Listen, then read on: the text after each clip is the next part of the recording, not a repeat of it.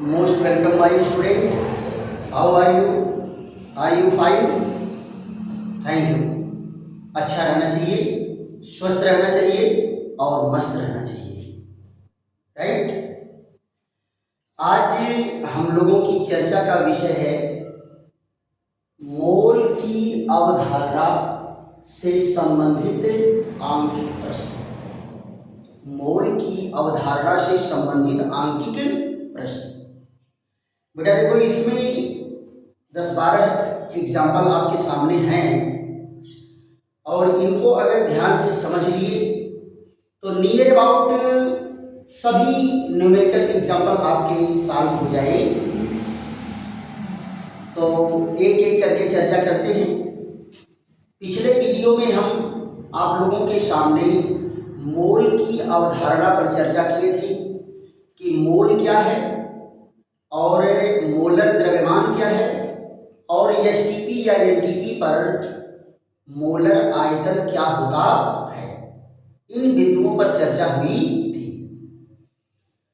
तो इसमें आपको मैं बताया था कि कार्बन 12 के 12 ग्राम में उपस्थित कार्बन परमाणुओं की संख्या को ही एक मोल कहा जाता है। लोस्मिट के द्वारा यह संख्या 6.022 × 10⁻23 यूनिट निकाली गई थी। अब इस संख्या के बराबर किसी भी चीज को हम ले लेंगे तो वो एक मोल कहलाएगा। और इसी से संबंधित आंकिक प्रश्न आज आप लोगों के सामने है। तो पहला प्रश्न क्या है? 2.3 ग्राम सोडियम में कितने सोडियम परमाणु होंगे? यहां जरा देखो तो क्वेश्चन नंबर 1, 2.3 ग्राम सोडियम में सोडियम के कितने परमाणु होंगे? कितने परमाणु होंगे? कितने परमाणु होंगे? ये बेटा पहला सवाल आप लोगों का है कि दे दिया है कि 2.3 ग्राम सोडियम अगर लिया गया है तो उसमें कितने सोडियम के परमाणु होंगे, राइट। जरा देखते हैं। सोडियम की मात्रा, सोडियम की मात्रा स्मॉल w बराबर कितना दे दिया है? 2.3 ग्राम। और सोडियम का मोलर द्रव्यमान, इसका मोलर द्रव्यमान क्या होता है बेटा? 23। मोलर द्रव्यमान कितना होता है? 23 ग्राम प्रति मोल। यहां देखो, ये इसका मोलर द्रव्यमान है। 23 क्या है बेटा? सोडियम का परमाणु भार है और परमाणु भार के बराबर ग्राम में ली गई मात्रा क्या कहलाता है? मोलर द्रव्यमान कहलाता है। मोलर द्रव्यमान कहलाता है। तो यहां देखिए, सोडियम के मोलों की संख्या, सोडियम के मोलों की संख्या, तो मोलों की संख्या को स्मॉल n से डिनोट करते हैं, small w by small m।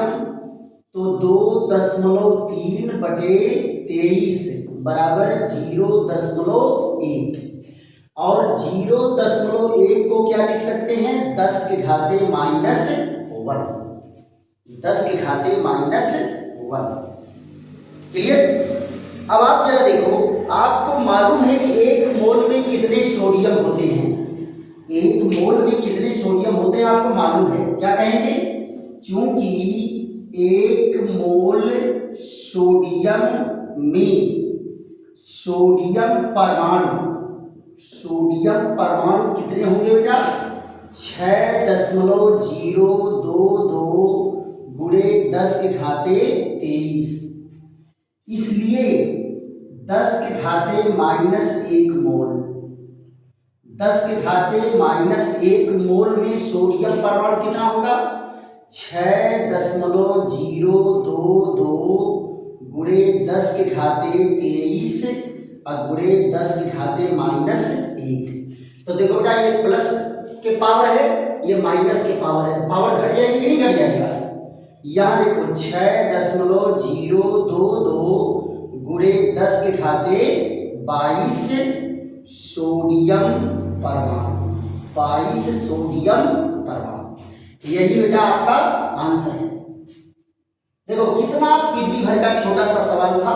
पहले आपको क्या निकाल लेना, मोलों की संख्या, अब उसके बाद जो है एक मोल में आपको मालूम है तो उतने मोल का आप निकाल लो कितने परमाणु होंगे, राइट।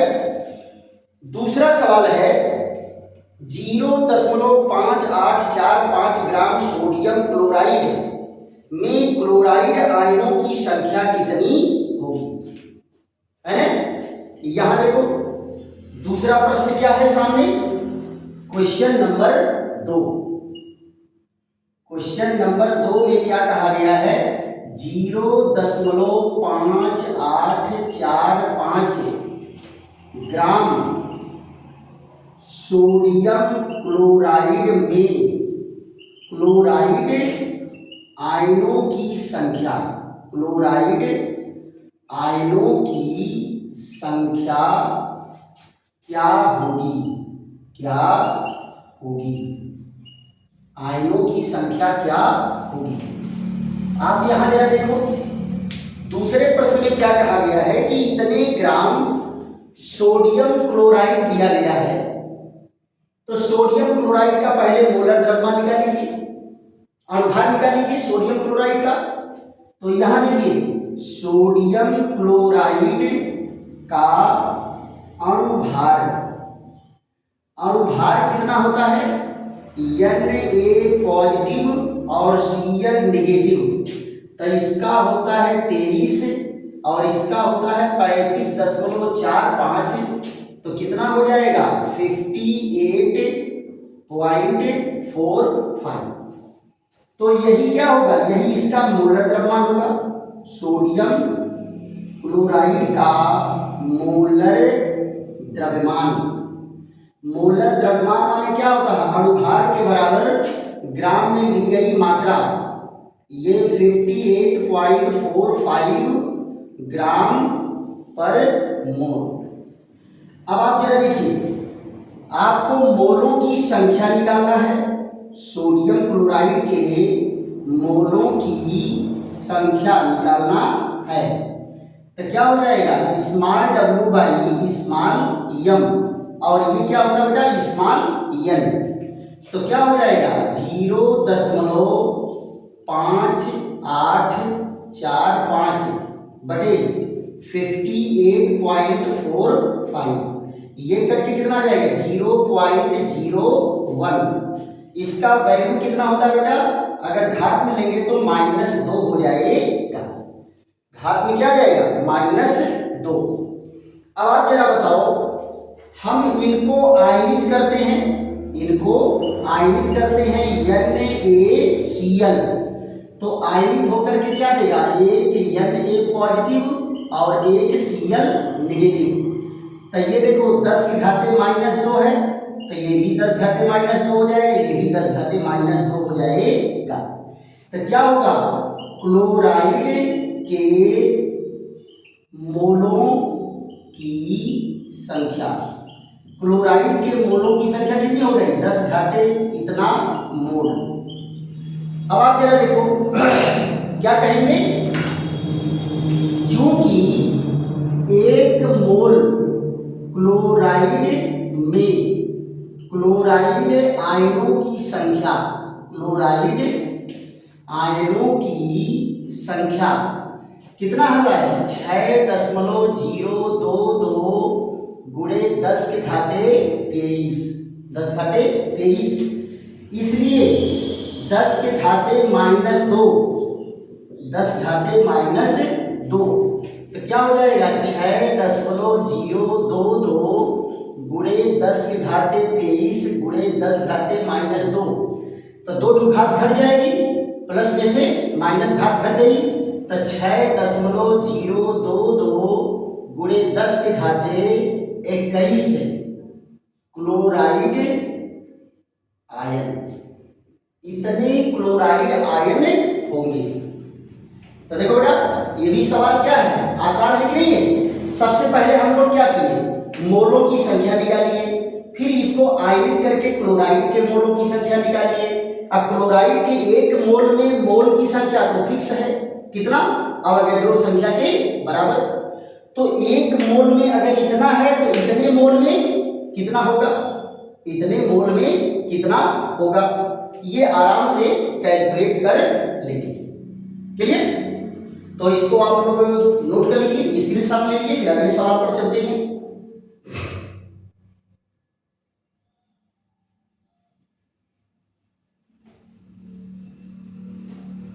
नेक्स्ट सवाल हम लोगों का इसी से संबंधित है। सवाल क्या है बेटा आपका, यहां देखो दिया है 0.2 मोल हाइड्रोजन अणुओं का द्रव्यमान और उसमें उपस्थित हाइड्रोजन अणुओं की संख्या ज्ञात करना है। यहां बेटा मोल दे दिया है, आपको मोल कैलकुलेट नहीं करना है, मोल दे दिया है। अब मोल से आपको उसका द्रव्यमान निकालना है और उसमें कितने हाइड्रोजन अणु होंगे इसकी संख्या आपको मेजर करना है। तो क्या कहेंगे, क्वेश्चन नंबर 3, क्वेश्चन नंबर 3, 0.2 मोल हाइड्रोजन का द्रव्यमान, हाइड्रोजन का द्रव्यमान और हाइड्रोजन अणुओं की संख्या, हाइड्रोजन अणुओं की संख्या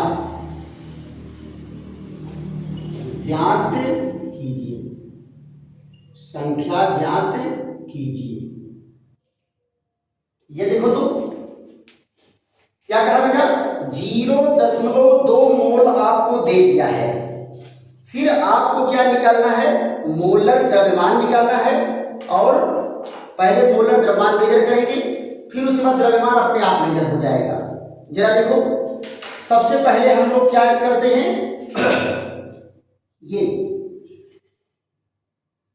1 मोल हाइड्रोजन का द्रव्यमान,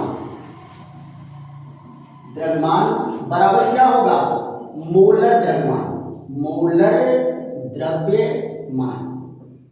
तो मोलर द्रव्यमान क्या होगा, 2 गुणे H बराबर 2 गुणे 1 बराबर 2, मोलर द्रव्यमान आ गया। यानी 1 मोल का द्रव्यमान इतना आ गया है ना। तो क्या कहेंगे, चूंकि 1 मोल हाइड्रोजन का द्रव्यमान कितना है बेटा, 2 ग्राम, कितना है, 2 ग्राम, इसलिए 0.2 मोल, 0.2 मोल का द्रव्यमान क्या होगा, 2 गुणे 0.2 बराबर क्या होगा, 0.4 ग्राम। बस देखो बिंदी भर का सवाल, पहला आंसर आ गया। दूसरा जरा देख लो क्या कहा जाएगा, तथा क्या कहेंगे, चूंकि 1 मोल हाइड्रोजन में हाइड्रोजन अणु कितने होते हैं बेटा, हाइड्रोजन अणु होगा अवोगाड्रो संख्या के बराबर 0.2 और यहां गुणे 10 की घाते 23, 10 की घाते 23, राइट। तो आप यहां जरा देखो 0.2 मोल हाइड्रोजन अणु का क्या होगा, 6.022 गुणे 10 के घाते 23 और यहाँ ये। तो आप बेटा इससे गुणा करो, इसमें 2 दूनी 4, 2 दूनी 4, 2 शून्य शून्य और 2 छक्का 12 और 0.1 2 3 4 अंक पर लगेगा, ये हो गया। और गुणे 10 के घाते 23, इतने हाइड्रोजन अणु, ये क्या हो गया, दूसरा वाला आंसर हो गया। देखो बेटा तिद्दी भर भर के सवाल है कि नहीं है, बहुत छोटे छोटे सवाल है ये,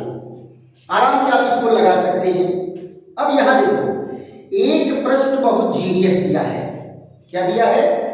1 मिलीलीटर जल में जल के कितने अणु होंगे? 1 मिलीलीटर जल में जल के कितने अणु होंगे? नोट करो बेटा, सवाल क्या दिया है? क्वेश्चन नंबर 4, क्वेश्चन नंबर 4 क्या दिया है? 1 मिलीलीटर जल में 1 मिलीलीटर जल में जल के अणुओं की संख्या, जल के अणुओं की संख्या क्या होगी? जल के अणुओं की संख्या क्या होगी? अब आप जरा देखो, 1 मोल इतना, देखो क्या दिया है? 1 मिलीलीटर, 1 मिलीलीटर बराबर क्या होगा? 1 ग्राम। 1 मिलीलीटर बराबर क्या होगा? ये 1 ग्राम। तो यहां देखो, हाइड्रोजन की मात्रा, हाइड्रोजन की मात्रा कितना है? 1 ग्राम, 1 ग्राम। हाइड्रोजन का मोलर द्रव्यमान, मोलर द्रव्यमान क्या होगा बेटा? ये पानी की मात्रा बेटा, पानी की मात्रा और पानी का मोलर द्रव्यमान। तो 2 गुणे H बराबर प्लस कितना है? ऑक्सीजन।